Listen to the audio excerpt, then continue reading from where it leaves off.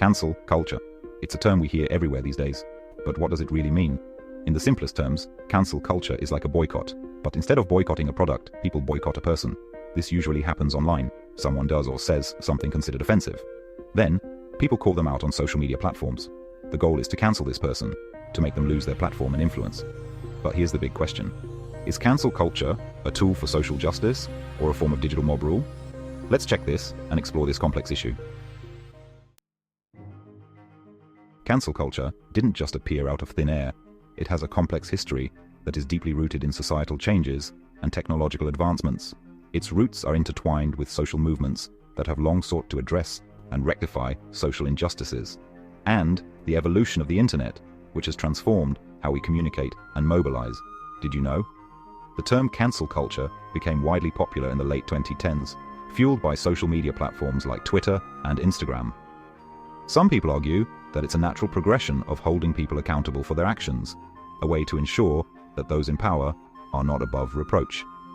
Historically, boycotts and public censure have been used to challenge injustice and inequality, serving as powerful tools for social change.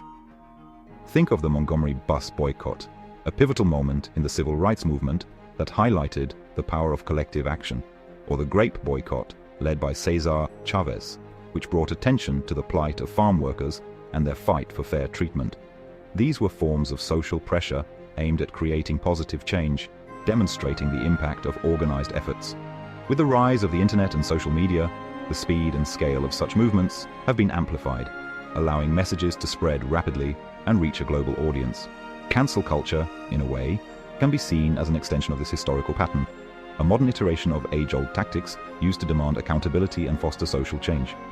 While it is often controversial, it reflects a broader societal shift towards greater scrutiny and the democratization of voice, where anyone can call out perceived wrongs. Understanding the genesis of cancel culture requires us to look at the past and recognize how historical movements have shaped the ways we seek justice today. The digital age has given rise to numerous examples of cancel culture, a phenomenon where individuals are publicly shamed and boycotted for their actions or statements.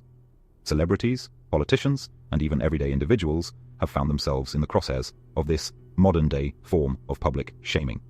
Take, for instance, the comedian who made an offensive joke that went viral. What started as a single comment quickly spiraled out of control. He faced severe backlash from the public, lost sponsorships, and was dropped from his upcoming projects. The impact on his career was immediate and profound. Or consider the author whose past tweets, deemed insensitive, resurfaced years later. The public outcry was swift, leading to the cancellation of their book tour and significant damage to their reputation. These examples highlight the swift and often unforgiving nature of cancel culture. In today's interconnected world, news spreads rapidly, and public opinion can turn on a dime. A single misstep, a past indiscretion, or even an offhand remark can lead to severe consequences. The pressure to maintain a spotless public image has never been greater. While some argue that cancel culture holds people accountable, others believe it stifles free speech and promotes a culture of fear. The debate continues as society grapples with the balance between accountability and forgiveness. Ultimately, cancel culture is a complex and multifaceted issue, reflecting broader societal tensions and the power dynamics of the digital age. Its impact on individuals and society as a whole remains a topic of intense discussion and debate. Proponents of cancel culture argue that it's a powerful tool for social justice. They believe it holds individuals and institutions accountable for harmful behavior. In a world where power imbalances are prevalent, cancel culture can give a voice to the marginalized and amplify their concerns. When someone in a position of power makes racist, sexist, or homophobic remarks, they should be held accountable for their words. Cancel culture, in this context, can act as a deterrent, encouraging individuals to be more mindful of their actions and the impact they have on others.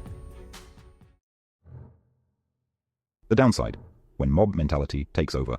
However, critics of cancel culture raise valid concerns. They argue that it often devolves into a form of online mob mentality.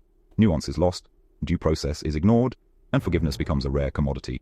People are often quick to judge and condemn without fully understanding the context or allowing for redemption. Furthermore, cancel culture can have a chilling effect on free speech. Individuals may self-censor, afraid to express their true opinions for fear of being ostracized. This can stifle open dialogue and critical thinking, which are essential for a healthy society. The The debate surrounding cancel culture is complex and multifaceted. There isn't a simple right or wrong answer. Some view it as a necessary tool to combat injustice, while others see it as a dangerous form of online vigilantism. It's crucial to recognize that there's a spectrum of opinions on this issue. Engaging in constructive dialogue, listening to different perspectives, and understanding the nuances of each situation is essential. Perhaps the key to navigating the complexities of cancel culture lies in finding a balance. While holding individuals accountable for harmful actions is crucial, it's equally important to ensure fairness, due process, and the possibility of redemption.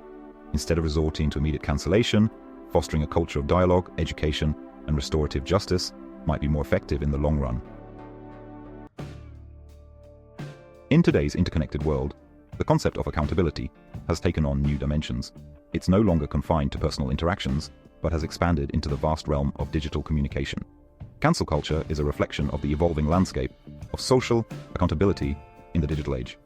It represents a collective effort to hold individuals and organizations responsible for their actions, especially when those actions are deemed harmful or unjust. It's a conversation that requires careful consideration, empathy, and a commitment to finding solutions that promote both justice and understanding. We must strive to balance the scales, ensuring that accountability does not turn into a tool for undue punishment, but rather a means to foster growth and learning. As we navigate the complexities of online interactions and the power of social media, it's imperative that we engage in open and honest dialogues about the future of accountability. The digital age has given everyone a voice, and with that comes the responsibility to use it wisely. What role do you think cancel culture should play in shaping a more just and equitable society? Should it be a mechanism for immediate justice, or a platform for long-term change and education? Let's keep the conversation going. It's through continuous dialogue that we can better understand each other and work towards a more inclusive and fair society. So, is cancel culture a necessary tool for accountability, or does it sometimes go too far? What do you think? Like and subscribe for more thought-provoking content. Your engagement helps us bring more meaningful discussions to the forefront. Together, we can shape a future where accountability and empathy go hand in hand. Have you already come into contact with cancel culture? Let us know your thoughts in the comments below. Thanks for watching. See you next time, and stay curious with Cali.